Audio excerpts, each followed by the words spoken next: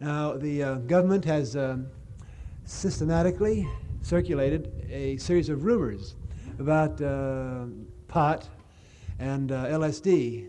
Now, the thing about this battle of rumors, it's really like dealing with illusions. The government will circulate a rumor that pot is addictive.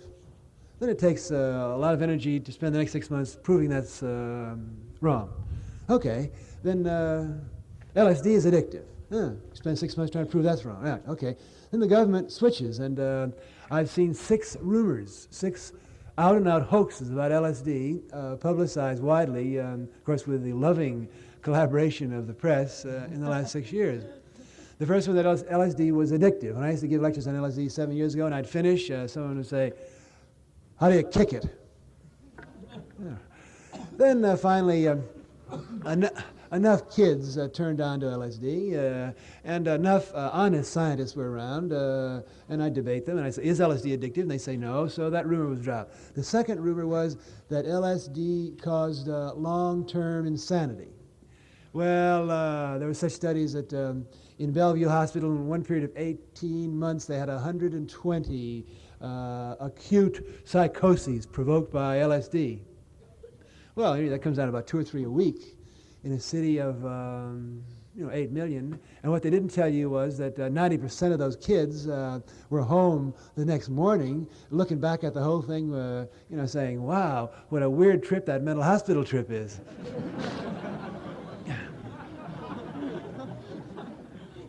Now, kids aren't showing up in mental hospitals because kids realize that the LSD panic, which does come, is an ontological or a spiritual crisis, and the LSD community can protect itself and teach itself and guide itself so that, now there's a guy who's saying, well, the LSD move is over. Yeah, because people aren't showing up in mental hospitals. Yeah, right.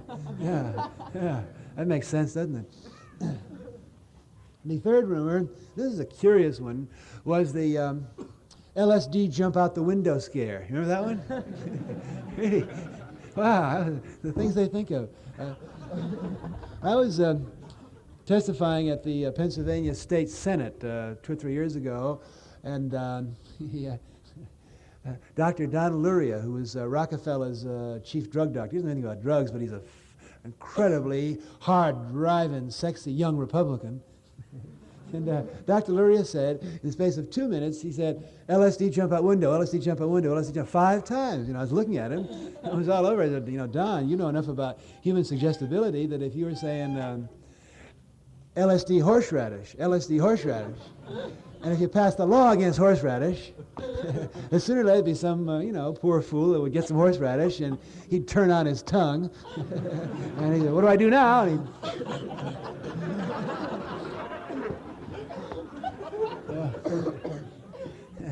And then there was the LSD brain damage rumor. People are always coming up to me at a cocktail party and say, my brother, the doctor, told me that LSD causes brain damage. I go, wow. Having taken LSD probably as much as anyone around, I'm mildly curious about, unless you could say, well, my brain's been so blown that I don't care, but there's no way I can argue about that. There's no, that's a lie. There's no, not one shred of evidence that LSD causes brain damage. So then the next rumor, and this was a really vicious one, and it was a rumor that was started by the government. They stimulated research that would, I want whoever is in government that back this one, I really want to take my hat off to him. He's a real Madison Avenue type. Because they came up with a great chromosome breakage scare of 68. Chromosome breakage. That sounds pretty bad, doesn't it? Chromosome breakage. The government, has these narcs that go around to every city, town, hamlet, suburb in the country, whether there's a junior high or high school or PTA group or Rotary group or Knights of Columbus group, and the narcs, of course there's so many thousands of them, they really, they can't spend all their time busting you, so they spend most of the time going around giving lectures on psychopharmacology. Isn't that amusing? Yeah, your average narc, he's a high school graduate, and he's one given to James Bond Smirch rumors, So he said, he gets in front of the high school, see, and he's saying, now you kids, you got to listen to me. LSD causes communism, it causes fascism, it's a Jewish conspiracy, it causes impotence and rape, and worst of all, it causes chromosome breakage. Right, well, to the poor narc, he thinks chromosome breakage, crack. The facts of the matter are, the first study that started this in Oregon, was one in Buffalo and then in Oregon. One in Oregon, they had 6 out of 8 so-called acid heads. I don't know where they got the acid heads in that sample, with a net probably. And they found 6 out of 8 had chromosome breakage. But you know, I'm sure, that everyone has a certain amount of chromosome breakage, and this is simply a question of a subjective judgment when someone is estimated to have more than significantly more than chance. That study's been replicated twice, or duplicated twice in California, one at Donner Laboratory and one at UC Medical School. LSD does not cause chromosome breakage. And even if, you know what causes chromosome breakage? Color TV. Yeah. But don't worry, because chromosome breakage has nothing to do with genetic changes or with, you biology majors know this, or with cancer of the tongue or cancer of the lung or anything like that. No one knows exactly what it means.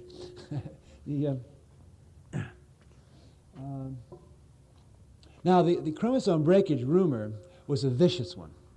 Because, if they say, well, it causes brain damage, well, you can take your risk, or it causes psychosis, well, we're all a little nuts, yeah. But when they say that LSD can cause harmful mutations and monsters in your unborn children, wow. I mean, that gets us all where it hurts, right? That's a low, foul blow. Because none of us want to play around with the most delicate and important thing that God, or whatever you want, DNA code has put here. So it does cause a great deal of thought, and there have been dozens and dozens of women who have unnecessarily been scared and frightened during pregnancy, unless she was cool enough to go to a doctor, OB, and say, hey, look, I'm worried because I took LSD and I'm pregnant. Any good doctor would say, don't worry. Of course, the most recent rumor, and this was a rather delightful one, although it did cause me many moments of unhappiness. The most recent rumor was the great LSD blindness rumor. You remember that one? I was on the beach with my wife in California. One afternoon we were high, and we were looking at the sunset. And a friend of ours came running down the beach, and he said, wow, look at that. There was a headline in the paper saying, 6 college students in an unnamed Western Pennsylvania college had been totally and completely blind, permanently blind, after taking LSD. Wow. That, made me think, because I've had a great deal to do with the increased use of drugs in this country. I happen to think that the hope of mankind, what is this odorless, colorless liquid? Wow.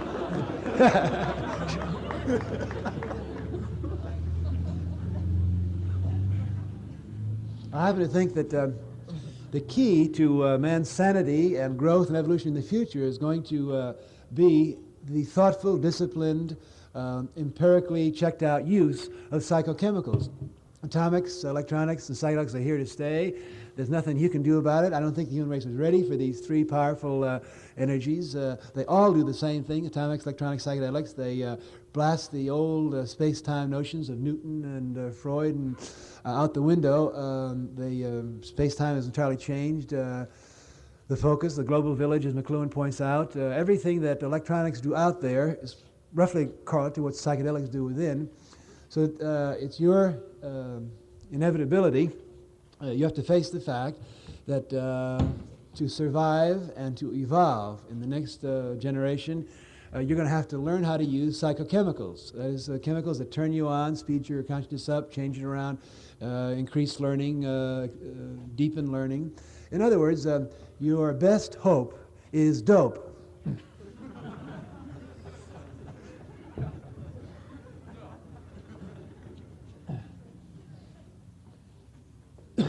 Now, These are interesting times. I happen to believe, and many people more thoughtful and more informed than I happen to believe, that we're at a point in history which is very similar to the history of Germany, just about 6 months before Hitler, really took over.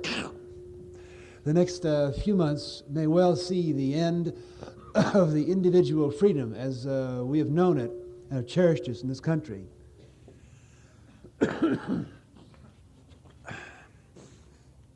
I think that there really is not time anymore for business as usual. Now, if you were to have gone to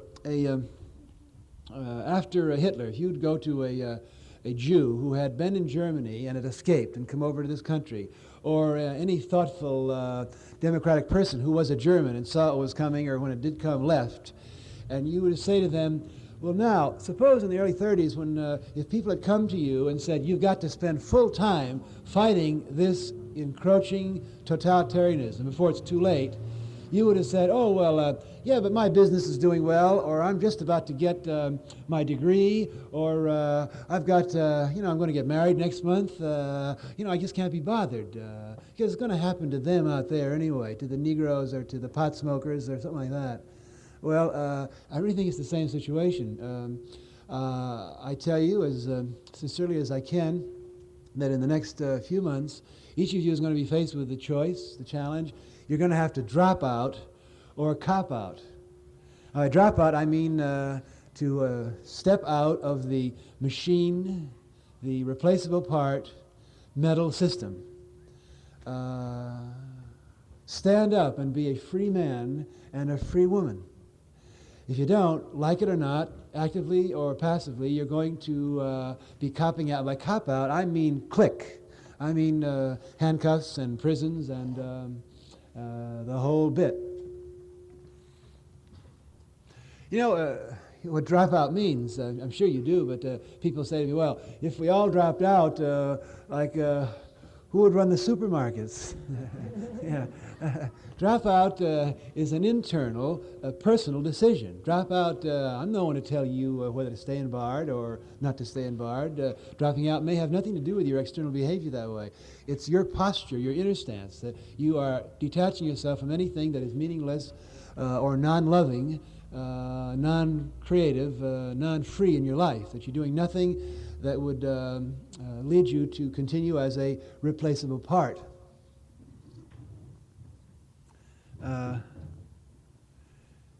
Now, I don't mean either that you have to go to Mississippi or that you should smuggle yourself into North Vietnam and give the North Vietnamese, get them to stop taking speed and let them smoke grass like our boys are smoking grass so that the war will equal out. No, I don't mean to necessarily leave where you are at all by dropping out and working for freedom. As a matter of fact, the best place to drop out and to do your thing is right where you are. With this in mind, we are bringing together many groups in this county who are interested in freedom. The interesting thing about this county, as you well know, is this Dutchess County here? Yeah. Yeah. Wow. I give up. Yeah, this is one of the most reactionary, menopausal, whiskey-drinking counties in the north or the northeast. You have things going down in Poughkeepsie that make Mississippi look pretty progressive. There's an interesting thing about Poughkeepsie. You drive through Poughkeepsie, and isn't that place sad? You know, the houses and the faces of a lot of those old people. And it's interesting that Poughkeepsie, which is such a rundown, 18th century, poverty-stricken, low morale, kind of alcoholic, mean place, is surrounded by incredible forces of love. You have Vassar on the south, and Bard on the north, and New Paltz on the west, and Bennett and Millbrook on the east. And I want you to know that nationwide we have our secret agents right in the heart of about half of the middle-class families who have teenage kids. The high schools, Dutchess Community College, Marist, there are a lot of liberals at IBM, there are a lot of peace people in Poughkeepsie and Dutchess County, Eric Lindblom and that group, not to mention the black community south of Main Street, South Main Street, who are almost completely voiceless. So what we're doing as a step in moving the revolution forward is we're going to start a new newspaper in Poughkeepsie. We found that the best way to bring people into better communication is the press. And I'll say this, that the greatest hope of a future in this country, to me, is the underground press. You know that almost every large city, almost every college campus, there's this chain of several hundred newspapers that are working in close collaboration, fighting for the rights of these four groups. The peace-loving people, the blacks, the kids, and I didn't mention the fourth group. The fourth group who are voices not heard. The fourth group who in all Gallup polls are shown to be in opposition to the war. I'm talking about the women of this country. Because regardless of her age, every woman knows in her heart and her loins that she wants to make love, not war. Isn't that right?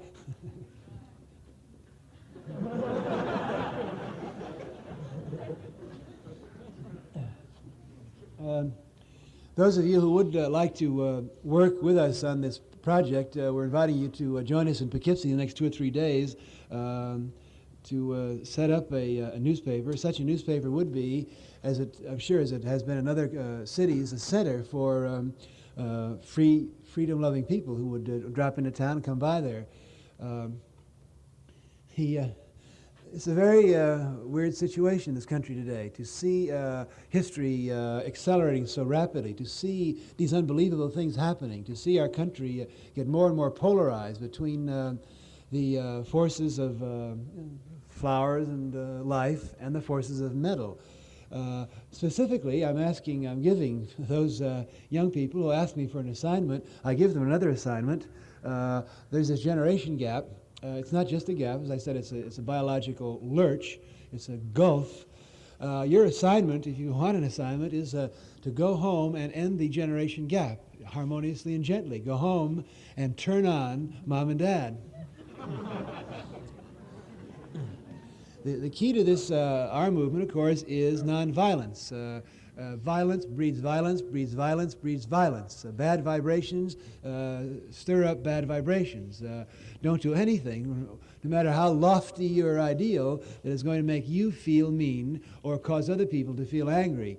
Our strategy is to make the cops eventually laugh. And I'll tell you that a lot of the cops in this country, secretly in private, when they're loading up on their favorite dope, which is booze, and they talk about us, they kind of laugh, and secretly they admire what we're doing, because the cops are flower children before they're metal carriers. Believe me, we all are.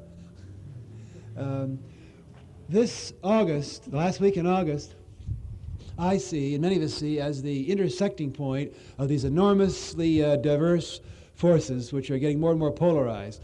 During the time of the Democratic National Convention, there are going to be an enormous number of us, hundreds of thousands, perhaps millions of us, who will assemble in Chicago from all of these groups, black, peace, young. We want the world to see the intersection of these two forces. You know, the president of our country today cannot walk the streets of this country. He can't give his itinerary out. He moves from army base to army base, never letting the reporters know. He leaves before he tells them where he's going. You talk about paranoia, man. I'd rather, spend 1 hour walking free in the streets with people than live for, 20 years as the president of a metal dictatorship. These forces are going to intersect there. I hope you will join with us in Poughkeepsie to bring some fun and laughter and a little brash sexiness and humor to that sad, sad city. And I hope you'll join us in Chicago when we're going to turn on the country. Thank you.